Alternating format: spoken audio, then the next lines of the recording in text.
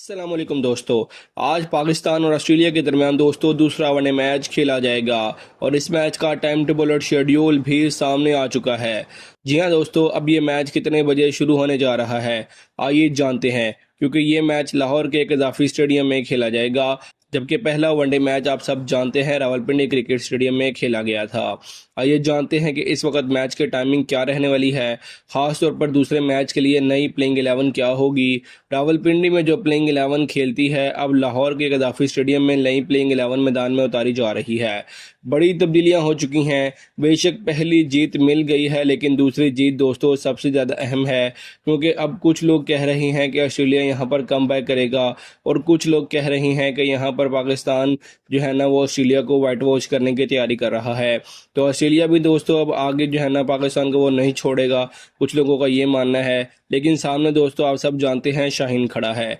आइए जानते हैं पाकिस्तानी टीम की प्लेइंग 11 के बारे में, जो दूसरे वनडे मैच में आप लोगों को मैदान में नजर आएगी।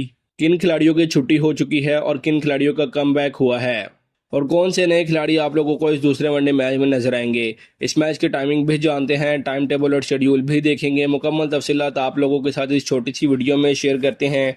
तो दोस्तों सबसे पहले आप लोगों ने वीडियो को लाइक और चैनल को सब्सक्राइब करके नीचे कमेंट सेक्शन में ये ज़रूर बताना है कि आज आप लोगों के ख्याल में बाबर आजम दूसरे वनडे मैच में सेंचुरी कर पाएगा या फिर नहीं, और अगर नहीं तो फिर कितने रन्स बनाएगा।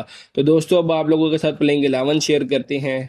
पाकिस्तान और ऑस्ट्रेलिया के दरमियान दूसरे वनडे मैच से पहले सबसे बड़ी बहस दोस्तों इस वक्त प्लेइंग 11 को लेकर ही चल रही है। तो दोस्तों वीडियो में आगे बढ़ने से कबल आप सब दोस्तों से सिर्फ इतनी सी दरख्वास्त है कि आप जिस जगह, जिस शहर और जिस मुल्क से भी ये वीडियो देख रहे हैं उसका नाम कमेंट सेक्शन में जरूर लिखिएगा, ताकि पता चल सके क्रिकेट शायकीन दुनिया में कहाँ कहाँ मौजूद है। तो दोस्तों सबसे पहले बात करते हैं साहिबजादा फरहान की। जी हाँ दोस्तों, पहले वनडे में उनकी बैटिंग पर काफ़ी लोगों ने तबसरे किए, लेकिन अगर हकीकत देखी जाए तो उनकी इनिंग्स इतनी बुरी भी नहीं थी जितने बाज लोग बनाकर पेश कर रहे हैं। रावलपिंडी की पिच पर बैटिंग आसान नहीं होती और ऑस्ट्रेलिया ने भी सिर्फ 200 रन बनाए थे, ये आप सबको पता होना चाहिए। ऐसे में दोस्तों साहिबजादा फरहान ने 33 गेंदों पर 28 रन बनाए, जो कि एक मुनासिब आगाज था। सबसे अच्छी बात यह थी कि वो दिफाई अंदाज में नहीं बल्कि मस्बत क्रिकेट खेलते हुए आउट हुए। अब उन्होंने खुद भी इशारा दिया है कि दूसरे वनडे में उनके बल्ले से एक बड़ी इनिंग्स देखने को मिल सकती है, और पाकिस्तानी शायकीन भी मैदान में उम्मीद लगाकर बैठे हुए हैं। उसके बाद दोस्तों दूसरे नंबर पर मां सदाकत को बरकरार रखा गया है।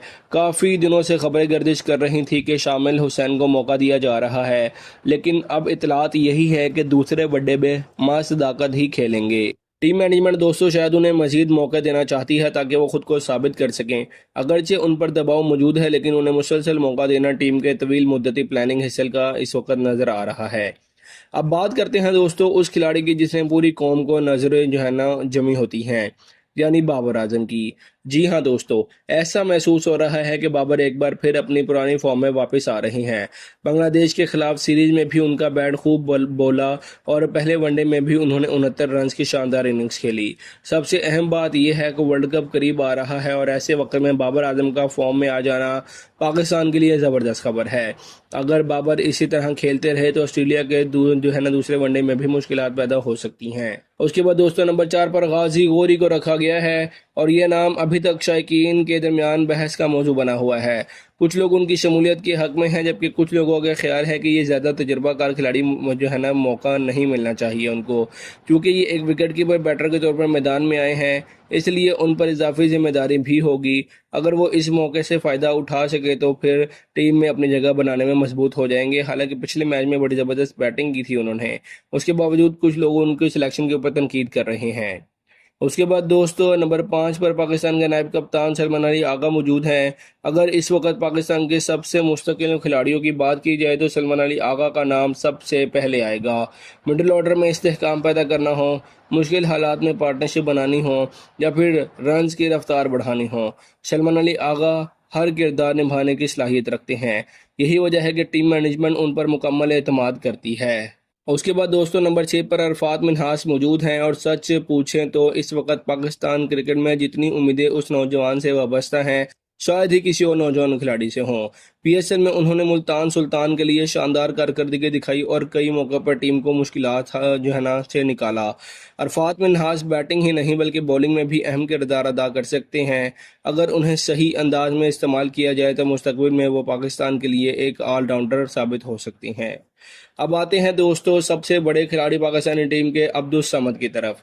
जी हाँ दोस्तों, कुछ खबरें ये भी थी कि शादाब खान को दोबारा टीम में शामिल करने के लिए अब्दुस समद को बलि का बकरा बनाया जा सकता है, लेकिन अब लग रहा है कि अब्दुस समद अपनी जगह बरकरार रखने में कामयाब हो गए हैं।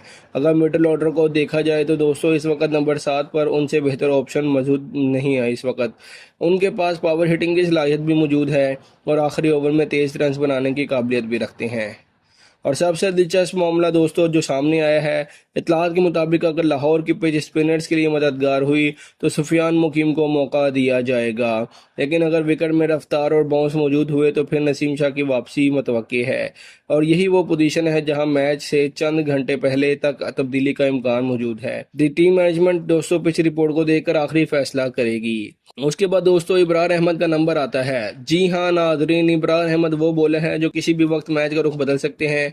उनकी स्पिन और मुख्तलिफ किस्म की गेंदें ऑस्ट्रेलियाई बैटर्स को मुश्किलात पैदा कर सकती है उनके लिए। अगर विकेट स्पिनर्स को मदद देती हो तो इब्रार अहमद पाकिस्तान के सबसे खतरनाक हथियार साबित हो सकते हैं। उसके बाद दोस्तों कप्तान शाहीन शाह अफरीदी एक बार फिर फास्ट बॉलिंग अटैक की क़यादत करते हुए नजर आएंगे। पाकिस्तान के बॉलिंग यूनिट की कमान उनके हाथों में होगी। शाहीन सिर्फ कप्तान ही नहीं बल्कि पाकिस्तान के सबसे अहम फास्ट बॉलर भी होंगे। नई गेंद से विकेटें लेना हो या मुश्किल वक्त में ब्रेक थ्रू दिलवाना हो, शाहीन हमेशा टीम को पहली उम्मीद होते हैं और दूसरे वनडे में भी उन्हीं पर नजरें सबकी होंगी। उसके बाद दोस्तों नंबर 11 पर हारिस रऊफ का नाम आ गया है सामने। अगरचे उन्हें इंतखाब में कुछ सवालात भी और जो है ना उठ रहे हैं उनके, बहुत से शायकीन का ख्याल है कि नसीम शाह इस वक्त ज़्यादा बेहतर ऑप्शन है, लेकिन टीम मैनेजमेंट हारिस रऊफ को रफ्तार और तजर्बे की बुनियाद पर जो है ना खिलाना चाहती है।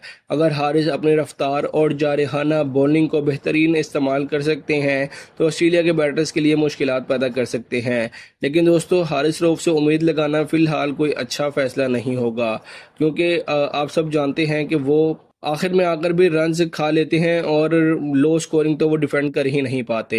तो दोस्तों ये है कुल मिलाकर पाकिस्तानी टीम की प्लेइंग 11 जो ऑस्ट्रेलिया के खिलाफ दूसरे ओडीआई मैच के लिए फाइनल की गई है। अब सबसे बड़ा सवाल दोस्तों शादाब खान के बारे में है।